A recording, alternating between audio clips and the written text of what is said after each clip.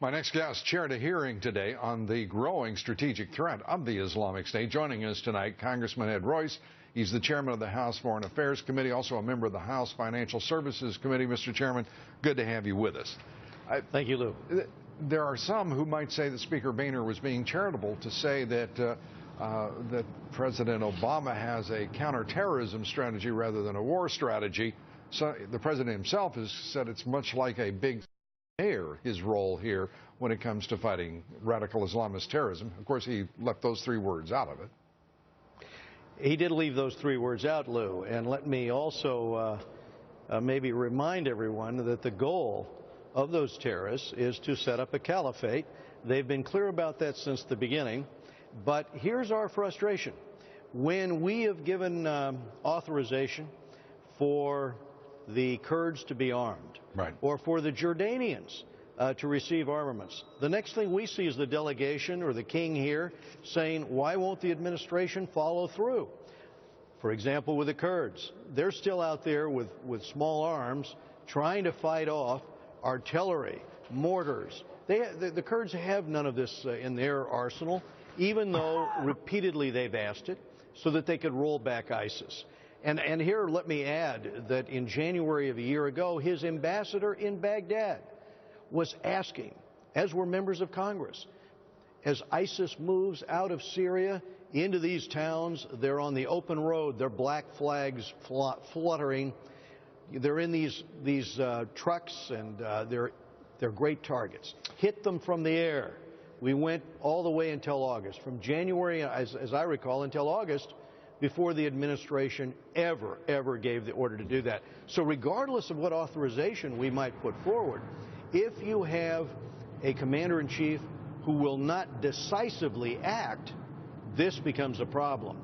There's a second reason I think you know that it's a problem, and that is ISIS continues to recruit. Yes, and is recruiting heavily. Estimates rising to about 20,000 foreign fighters alone, over the course of the past year. But as you describe what has happened over the course of from the outset with the Islamic State, there is a lot of confusion, and understandably, among the American people right now. We have a president coming to Congress seeking to win your authorization for the use of military force that he has been employing for the past 6 months anyway.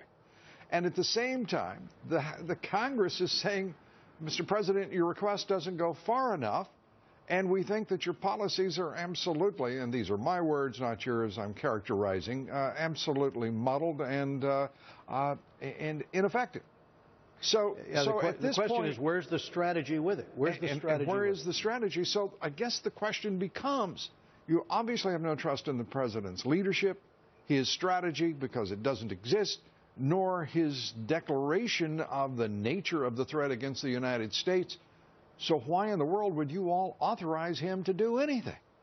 But the question here is, can we bring in representatives of, the Pentagon? Can we bring in experts who will help us not only craft an authorization, but will help mold a strategy that will be effective? Can we get the commitments from the administration that they will arm the Kurds? And I'm running legislation to make sure that they get the artillery and the armor and the anti-tank missiles that they need on the ground. Can we run legislation that forces the administration to give to the King of Jordan the weapons that he wants for his troops now that he's fired up and is sending them into battle, the weaponry he needs, including for his aircraft, where he wants to take the battle to the enemy. We want the fighting done. We want the fighting done by the Jordanians, clearly, and by the Kurds and by the Arab tribes. But it's got to be a cohesive, comprehensive strategy in which the decision is made to win, right? And in our polling, most people, by a vast majority, don't believe the president is strong enough. It is an authorization he seeks, and it sounds to me like you and the other leaders of the Congress and even the Senate are really saying you want to draft orders for the president to follow. And I think most people in the audience would be shocked to find the United States is arming the Shia Iraqi government in Baghdad but not arming the Kurds have proven themselves to be the most effective fighters against the Islamic State.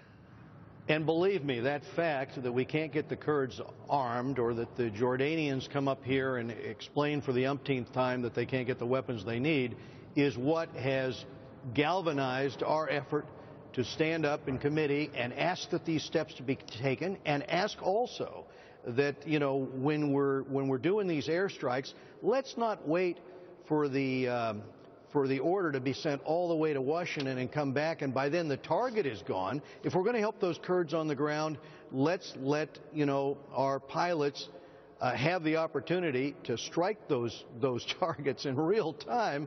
And let's push back ISIS, because if we don't push them back, then what these young men see is they see ISIS on the march. They think, well, ISIS can't be deterred. Right. We can de-glamorize ISIS by having them instead see ISIS defeated on the ground.